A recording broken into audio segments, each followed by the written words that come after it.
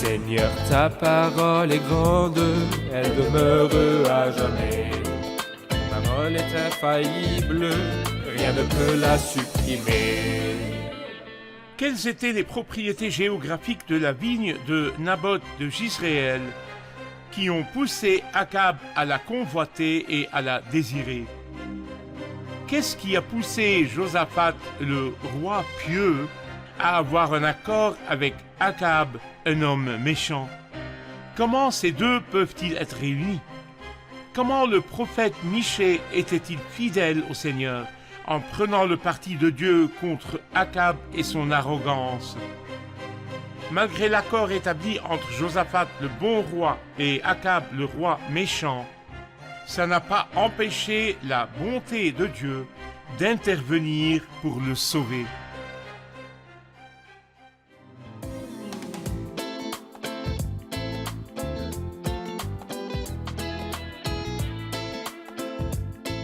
Bienvenue chers téléspectateurs, bienvenue à tous ceux qui nous regardent de partout dans le monde à un nouvel épisode de notre programme d'études quotidien Toute la Bible, dans lequel nous étudierons tous les livres de la Bible, de la Genèse à l'Apocalypse. Nous sommes arrivés dans notre étude de l'Ancien Testament aux livres historiques, à 1 Roi, chapitre 21 et chapitre 22. Je voudrais, avant de commencer, accueillir mes invités au studio, les serviteurs du Seigneur. Dr Issam Azad, bienvenue. Merci beaucoup. Frère Amin Helal, bienvenue. Merci. Vous êtes les bienvenus. Merci. Je voudrais aussi accueillir nos invités dans l'audience. Bienvenue à tous. Dr Issam, avant de continuer notre étude de ces deux chapitres, je vais lire quelques courriels que nous avons reçus de nos téléspectateurs sur info@commercialtoutelabible.net. Il y a une lettre de Suzy Abdelmassih du Canada qui dit « J'ai appris beaucoup de choses de ce programme formidable Toute la Bible, que le Seigneur vous bénisse et récompense votre travail. » Emmanuel James du Soudan dit « Chers serviteurs du Seigneur, vous êtes un don du ciel pendant cette période de famine. Que le Seigneur vous utilise avec force pour transmettre sa parole partout. » Et le troisième et dernier message est de Salwa Ahsan de l'Algérie.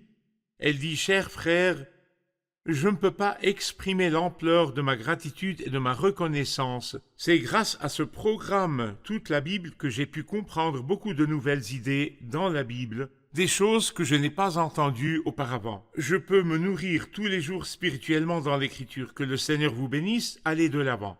Nous sommes très heureux de recevoir vos messages. Nous vous promettons de prier pour tous nos téléspectateurs et vous aussi, priez pour nous afin que la parole atteigne tout le monde, partout au monde. Dr Issam, dans le chapitre 21, il y a un point noir qui s'ajoute à l'histoire de points noirs dans la vie d'Akab et Jézabel. Je vais lire les 7 premiers versets et je vous poserai ensuite une question. Chapitre 21, verset 1. Après ces événements, voici ce qui arriva. Un certain Naboth de Jizréel avait une vigne à Jizréel, à côté du palais d'Akab, roi de Samarie. Akab ordonna à Naboth, « Donne-moi ta vigne pour que j'en fasse un jardin potager, car elle est tout près de ma maison. Je te donnerai à la place une vigne meilleure ou, si tu préfères, je te paierai sa valeur en argent. » Mais Naboth répondit à Akab, « Que l'Éternel me garde de te donner l'héritage de mes ancêtres. » Akab rentra chez lui triste et irrité à cause de cette réponse que lui avait faite Naboth de Jizréel. « Je ne te donnerai pas l'héritage de mes ancêtres. » Il se coucha sur son lit, tourna son visage contre le mur et ne mangea rien. Sa femme Jézabel vint le trouver et lui dit, « Pourquoi es-tu triste et ne manges-tu pas ?» Il lui répondit, « C'est parce que j'ai parlé à Naboth de Jizréel et que je lui ai dit, « Donne-moi ta vigne pour de l'argent, ou si tu veux, je te donnerai une autre vigne à la place. » Mais il a répondu, « Je ne te donnerai pas ma vigne. » Alors sa femme Jézabel lui dit, « Est-ce bien toi maintenant qui es roi d'Israël? Lève-toi, prends de la nourriture et que ton cœur se réjouisse. C'est moi qui vais te donner la vigne de Naboth de Jizréel. » Quel est votre commentaire sur ce passage? Akab est un homme très étrange. Je sais pas si ce gars-là est intelligent ou incompétent. Le moins qu'on puisse dire, c'est que ses réactions sont étranges à la limite de l'enfantillage comme émanant d'un échec. Deuxièmement, sa réflexion est nourrie par ses instincts, sans savoir toutefois les gérer, ou même les développer correctement. Troisièmement, cet homme est vraiment cupide, Sûrement. anormalement avide, et rien au monde ne lui suffit, ni à lui, ni à sa femme. Et là, la Bible rapporte une phrase du début du passage que vous venez de lire, après ces événements, c'est-à-dire que ces paroles sont dites après cela. C'est l'ordre des choses. Et que montre-t-elle? Elle montre un échec. Pourquoi? Le Seigneur lui a donné la victoire. Il a capturé le roi. Il a été chez lui à pied. Il l'appela frère et le fit monter dans son char. Déception dans l'exécution et en même temps, un jugement divin. Car à la fin du chapitre précédent, lorsque Dieu lui a envoyé un prophète lui dire « Voici ce que dit l'Éternel, verset 42, parce que tu as laissé échapper l'homme que j'avais voué à la destruction, ta vie sera échangée contre la sienne et ton peuple contre le sien. » Un jugement divin et une preuve d'échec. Après cela, écoutez sa réaction. Le roi d'Israël repartit chez lui triste et irrité, et il arriva ainsi à Il Samarie. réagissait toujours de cette manière. Toujours pareil, nous lisons qu'il fit de même concernant Naboth de Jizréel au verset 4. Akab rentra chez lui triste et irrité à cause de cette réponse que lui avait faite Naboth de Jizréel. Il se coucha sur son lit, tourna son visage contre le mur et ne Comme un reprocha enfant. rien. Tout ce qu'il savait faire était de montrer sa bouderie et de se renfrogner, rien de plus. Capricieux et étrange. Il n'a rien appris du jugement de Dieu au chapitre précédent et n'a même pas réfléchi aux conséquences de sa convoitise, à l'avenir. Ta vie contre la sienne? Non, aucune réaction. Et ceci est un archétype de la convoitise de l'homme, de son avidité, qui le rend aveugle à la vérité, à laquelle il devrait réfléchir pour gérer sa vie. L'avidité est ignoble, et comme la Bible dit, l'amour de l'argent est en effet à la racine de tous les maux. Akab avait un palais en Samarie. Et bien sûr, placé sur les montagnes de Samarie, où voulez-vous qu'un homme comme Akab choisisse de construire son palais, et à quoi ressemblait-il? Certainement un palais luxueux, puisque fait d'ivoire. Le seul à le faire, Salomon n'avait fait qu'un trône. En ivoire, Akab toute sa maison. Imaginez-vous la mesquinerie de la richesse d'Akab, qui convoitait même le terrain, le petit champ de son voisin. C'est typique de la cupidité. La cupidité des êtres humains. Est-ce pour cela que tu t'abaisses? Est-ce pour cela que tu boudes? Et pour cela que tu ne manges pas? Naboth était un homme d'honneur. Il n'a pas voulu dissiper l'héritage de ses ancêtres, et cela nous montre que les êtres comme Akab sont parfois mis en échec, mais sont maîtres en avidité, c'est-à-dire qu'ils ne savent pas gérer.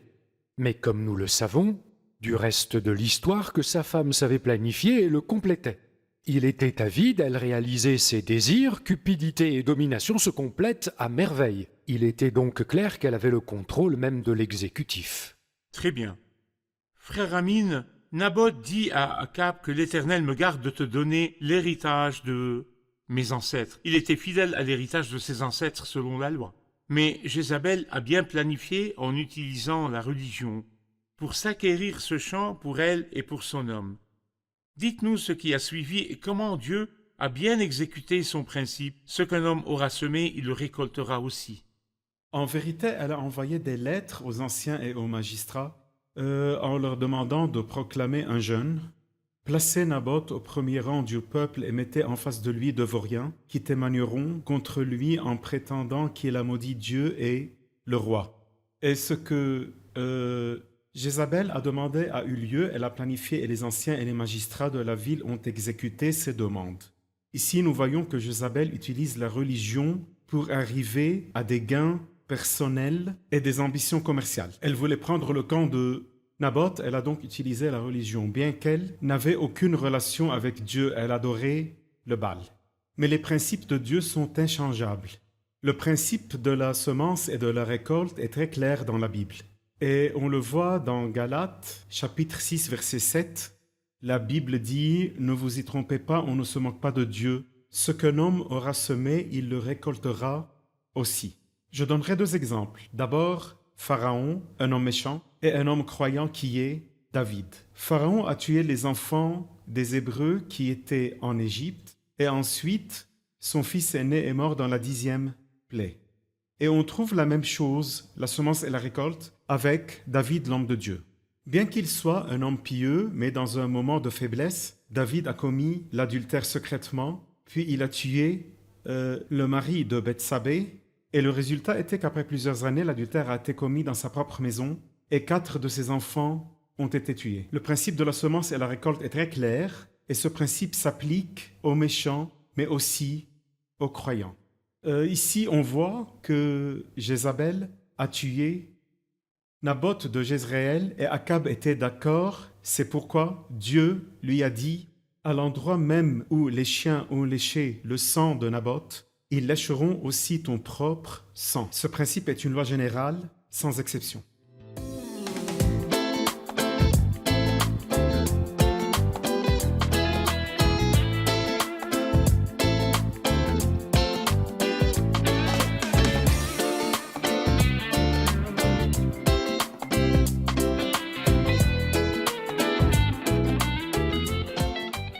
Nous prenons maintenant une question de nos invités. Quelle est votre question? Il y a une idée qui n'est pas claire. Je veux dire ici, Élie, dans le chapitre 21, quand il a prophétisé la mort d'Akab, il lui a dit qu'il va mourir et que les chiens lécheront son sang dans le même endroit où Naboth est mort à Jezréel. Mais dans le chapitre suivant, nous apprenons qu'Akab est mort dans la bataille à Ramoth de Gilead. Quelle est la vérité? Comment expliquer ceci? C'est vrai, comment on peut expliquer ceci? Revenons au verset. Ils nous éclaireront. À partir du verset 19 de 1 Roi 21. À l'endroit même où les chiens ont léché le sang de Naboth, ils lécheront aussi ton propre sang. Aussi y a-t-il un autre jugement, je vais faire venir, verset 21. Le malheur sur toi, je vais te balayer, je vais exterminer tout homme qui appartient à Akab, qu'il soit esclave ou libre en Israël. Je vais rendre ta famille pareille à celle de Jéroboam, fils de Nébat, et à celle de Baécha, fils d'Akija, parce que tu m'as irrité et que tu as fait pécher Israël. Et là, c'est évident que c'est au même endroit que les chiens lécheront son sang. Et nous savons que Naboth est mort dans son champ à Jezréel. Au même chapitre, verset 27, après avoir entendu les paroles d'Élie, Akab déchira ses habits, se couvrit d'un sac à même la peau, et jeûna. Il dormait avec ce sac et il marchait tout lentement. La parole de l'Éternel fut adressée à Élie le Tishbite. « As-tu vu qu'Akab s'est humilié devant moi ? Eh bien, parce qu'il s'est humilié devant moi, je ne ferai pas venir le malheur durant sa vie, ce sera pendant la vie de son fils que je ferai venir le malheur sur sa famille. » Le jugement est clair, il a été transféré d'Akab à sa descendance. Et remarquez bien qu'Akab est mort à Ramoth en Galaad, et que son char a été lavé en Samarie. Il n'est pas écrit qu'il a été lavé à Jezréel explicitement. Mais il se peut que le char ait été lavé à Jezréel, peut-être pas. Il se peut que le sang ait coulé, léché par les chiens, peut-être pas, mais un peu plus loin, dans 2 Rois, chapitre 9, nous voyons l'accomplissement du jugement annoncé à partir du verset 27, 2 Rois 9, verset 24, le fils d'Akab. Joram fit demi-tour et s'enfuit en disant à Akazia, « C'est une trahison, Akazia, mais Jéhu, le fils de Nimshi, prit son arc et frappa Joram entre les épaules. La flèche sortit après avoir traversé son cœur et Joram s'affaissa dans son char. Jéhu dit à son officier Bidkar, « Prends-le et jette-le dans le champ de Naboth de Jezréel. » C'était donc le fils. Rappelle-toi, lorsque toi et moi, nous faisions tous les deux partie de l'escorte à cheval de son père Akab, l'Éternel a prononcé contre lui cet oracle. « J'ai vu hier l'assassinat de Naboth et celui de ses fils, dit l'Éternel, et je te rendrai l'appareil dans ce champ même, dit l'Éternel. Prends-le donc et jette-le dans le champ. » Donc l'accomplissement littéral du jugement s'est fait sur le fils d'Akab, car le châtiment a été transféré à la descendance d'Akab. Et ceci nous montre combien Dieu est insondable, et même en toute chose. Même lorsqu'Akab s'est repenti, Dieu l'a accepté, et c'est ce qui est rapporté à la fin du chapitre 21, depuis le verset 27. Oui, lorsqu'Akab s'est repenti, Dieu a accepté sa repentance. Regarde et rappelle-toi comment Akab s'est humilié.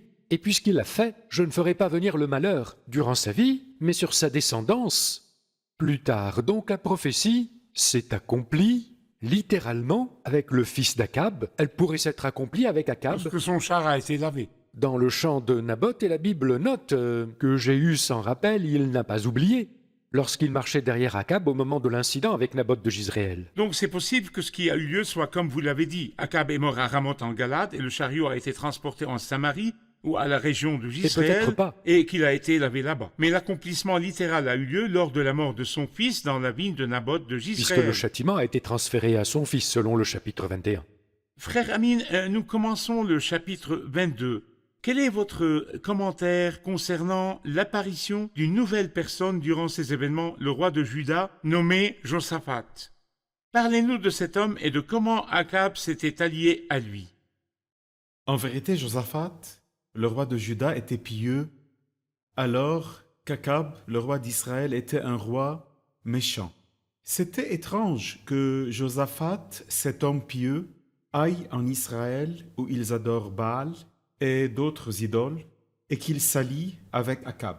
Lorsque les deux familles se sont rapprochées, le résultat était le mariage de Joram, fils de Josaphat, avec Athalie, fille d'Akab et de Jézabel.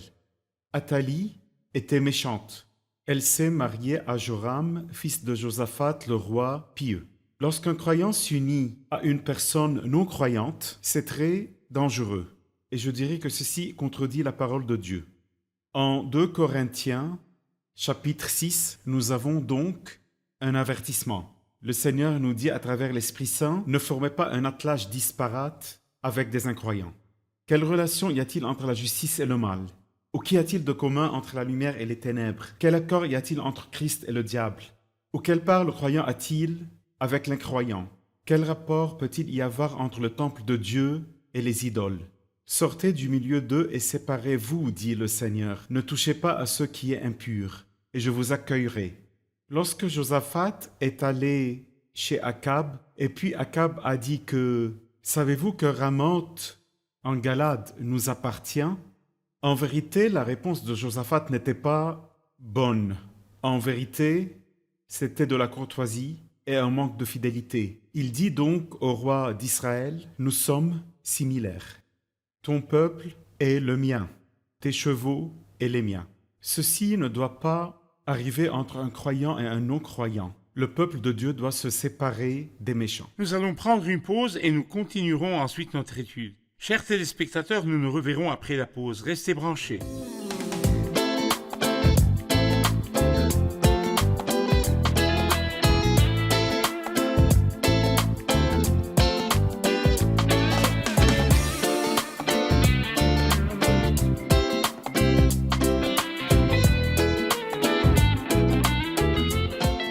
Nous sommes de retour, chers téléspectateurs, et nous continuerons notre étude de ce chapitre important, le dernier chapitre du livre de Un roi. Docteur Essam, nous rencontrons un nouveau personnage maintenant, et c'est Michée. Michée, ce grand prophète qui a transmis ce message qui a été accompli plus tard. Parlez-nous de lui. Michée, fils de Jimla, était l'un des quelques rares bons prophètes pendant le règne d'Akab, car la plupart des prophètes étaient mauvais, comme nous l'avons dit auparavant. Et lorsque Michée, plutôt Akab, a demandé à Josaphat de venir avec lui à la bataille pour reprendre Ramoth en Galade, Josaphat l'a entendu, mais lui a demandé de consulter le Seigneur. Et comme c'est la bataille d'un méchant homme, il va consulter Dieu, et même là, le Seigneur ne l'a pas abandonné, il est intervenu. « Consultons le Seigneur », dit-il. Alors, Akab a convoqué ses propres prophètes de Dieu.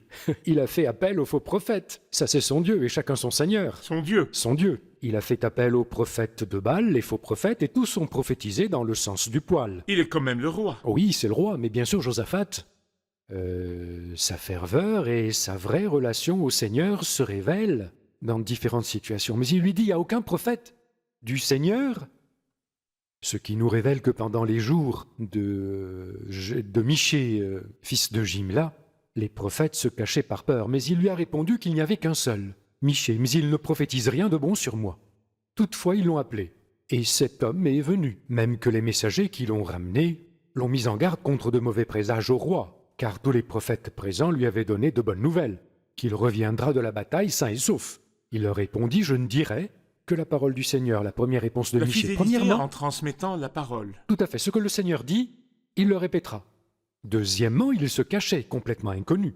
Mal aimé, il ne prophétise rien de bon sur moi. Constamment, au jour de malheur, les ministères prophétiques ne sont pas appréciés. Donc Michée n'était pas aimé. Et en arrivant, on lui a demandé sur l'attaque. D'abord, avec sarcasme, Il lui dit « Monte-y, tu connaîtras le succès ». Indéniablement, c'était dit avec sarcasme. Alors excusez-moi, Akab lui a dit « Combien de fois me faudra-t-il te faire jurer de ne me dire que la vérité ?» Il a dit « Cette vision qu'il a vue, je vois tout Israël comme des brebis qui n'ont pas de berger. Akab renchérit, ne te l'avais-je pas dit, il ne prophétise rien de bon sur moi. » Tous les prophètes se levèrent contre lui, et Sédécias, fils de Kenaana, frappa Michée et se moqua de lui. Il a enduré les coups, la souffrance, Il n'a pas il a changé. dit la vérité, Oui. sans rien modifier, au message. Puis Akab l'emprisonna et ordonna aux serviteurs « Et nourrissez-le du pain et de l'eau de misère jusqu'à ce qu'il revienne. » Alors Michée donna cette réponse audacieuse, chose forte autant difficile, et esselée, alors qu'on l'emmenait en prison. « Si tu reviens en paix, c'est que l'Éternel n'a pas parlé par moi, c'est-à-dire que tu ne reviendras pas. Tu mourras pendant la bataille, et je pense que c'est la situation des prophètes à cette époque, et parmi eux Michée, fils de Jimla, cet honorable prophète. » Nous prendrons une question de nos invités. Dans 1 Roi chapitre 22 verset 20, on lit « L'Éternel a dit, qui va persuader Akab de monter à Ramoth en Galaad afin qu'il y meure? Ils ont répondu l'un d'une manière, l'autre d'une autre. Mais un esprit est venu se présenter devant l'Éternel et a dit, « Moi je vais le persuader. » L'Éternel lui a dit, « Comment? » « Je vais sortir, a-t-il répondu, et je vais être un esprit de mensonge dans la bouche de tous ses prophètes. » L'Éternel a dit, « Tu le persuaderas, tu vas y parvenir. » Sors et agis de cette manière. Il continue dans le verset 23 en disant, « Maintenant, l'Éternel a mis un esprit de mensonge dans la bouche de tous tes prophètes que voici, mais lui, il a prononcé le malheur contre toi. » Comment Dieu utilise-t-il des esprits mauvais pour atteindre ses objectifs? Est-ce que Dieu a pris l'initiative et a utilisé l'esprit trompeur, l'esprit de mensonge, pour persuader Akab? En vérité, tout est sous le contrôle de Dieu. Et Dieu utilise même les esprits mauvais afin d'atteindre ses objectifs. Les esprits mauvais ou l'esprit de mensonge et Satan lui-même et tout son royaume ne sont que l'arrière-plan noir qui montre clairement la véracité de Dieu. Comme nous le voyons ainsi, par exemple, dans l'histoire de Job, on lit que Dieu a permis à Satan de frapper Job avec des plaies répugnantes et lui faire perdre tout. Mais à la fin, Job a appris une leçon formidable. Ici, dans cette scène que nous avons, Dieu a utilisé cet esprit de mensonge dans les paroles des prophètes, car le jugement d'Akab est arrivé. Et même Paul a dit dans 1 Corinthiens, chapitre 5, au sujet de l'homme qui a commis l'adultère, « Livrez un tel homme à Satan pour la destruction de la nature pécheresse afin que l'esprit soit sauvé. » 2 Corinthiens, chapitre 12, Paul lui-même dit « Un ange de Satan me frappe. » Ce sont des outils que Dieu peut utiliser afin d'atteindre ses objectifs. Cependant, dans son cœur, Akab a réagi aux séductions de l'esprit. Son cœur était fertile et l'esprit de séduction a facilement influencé le cœur d'Akab. Bien sûr, parce qu'il était méchant. Oui. Dr Issam Josaphat s'est impliqué avec Akab et Dieu est intervenu pour le sauver dans cette situation. Comment Dieu a-t-il agi? Agir à la manière adaptée à la bonté de Dieu et selon sa détermination du bien et du juste dans la personne, pour que, si après cela arrivent de mauvaises actions, elles n'éliminent pas les bonnes de devant le regard de Dieu. Dieu est bon et il aime défendre. Dieu est bon et il pardonne. Dieu est bon et sa grâce justifie surpassant toute faiblesse humaine.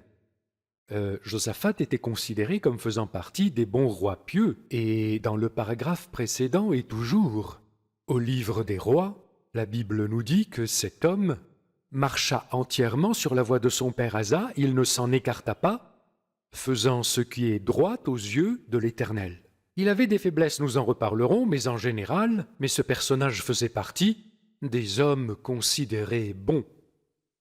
Par exemple, il débarrassa le pays du reste des prostituées, de ceux qui avaient survécu au règne de son père Asa. Toutes ces bonnes actions sont détaillées dans les livres des chroniques. Mais, malheureusement, sa relation à Akab l'a impliqué dans des choses dont il aurait pu se passer, comme la bataille de Ramoth en Galaad mentionnée plus haut. Et il allait même mourir. Et voyez ici comme Dieu est bon de lui avoir pardonné. Et remarquez la pseudo-intelligence d'Akab, si on peut l'appeler ainsi. Akab a eu l'idée de se déguiser, d'aller en habit ordinaire de combat et que Josaphat prenne le chariot royal. Mais dès qu'ils l'ont vu, qui l'a détourné de lui et l'a laissé vivre? N'est-ce pas Dieu qui lui avait pardonné en le protégeant Dieu de est la mort? intervenu. L'intervention de Dieu est ce qui l'a sauvé de la mort dans cette bataille. Plus tard, Dieu lui a envoyé un prophète rapporté au livre de 2 Chroniques, chapitre 19. Le voyant Jéhu, fils de Hanani, a dit au roi Josaphat, « Doit-on venir en aide aux méchants? Et aimes-tu ceux qui détestent l'Éternel? À cause de cela, l'Éternel est irrité contre toi. Cependant, il a trouvé de bonnes choses en toi, car tu as fait disparaître du pays les poteaux sacrés, et tu as appliqué ton cœur à chercher Dieu. Dieu n'oublie jamais les bonnes dispositions qui restent devant ses yeux. Les mauvaises actions, il ne s'en souvient pas, Et il oublie. et oublie même de s'en souvenir. Et à partir de cette bonté divine, qui est un attribut de Dieu, est fait totalement un avec le cœur de Dieu, à travers laquelle Dieu observe le croyant et à travers laquelle il a regardé Josaphat et l'a sauvé d'une mauvaise mort. Merci beaucoup. Nous allons réviser l'épisode avec nos invités. Concernant Josaphat, nous voudrions savoir pourquoi un homme comme Josaphat, le bon roi, ferait une alliance avec Akab, le mauvais roi. Nous voyons Josaphat, le bon roi, conclure une alliance avec Akab, le méchant, et lui dire « Il n'y aura aucune différence entre ton peuple et le mien, tes chevaux et les miens. » Bien que la Bible dit en vérité ne formez pas un attelage disparate avec des incroyants, et il y avait une séparation entre le peuple de Dieu et les méchants. Parce que c'est vrai que les mauvaises compagnies corrompent les bonnes mœurs. Que Dieu vous bénisse, c'est un honneur de vous avoir parmi nous. Nous continuerons notre étude dans le prochain épisode avec un nouveau livre, 2 rois. Merci, chers serviteurs du Seigneur, je vous remercie pour vos efforts. J'attends impatiemment de continuer l'étude. Et nous nous reverrons dans le prochain épisode avec un nouveau livre, 2 rois, et que Dieu soit avec vous. Quelle était la mission que le prophète Élie devait accomplir avant de monter dans un char de feu au ciel? Comment profitons-nous de la foi ferme et confiante en Dieu, comme nous l'avons vu dans beaucoup de situations avec Élisée? Comment le prophète Élisée n'a-t-il pas laissé les personnes autour de lui l'arrêter de suivre Élie avant de monter? Seigneur, ta parole est grande, elle demeure à jamais. Ta parole est infaillible, rien ne peut la supprimer.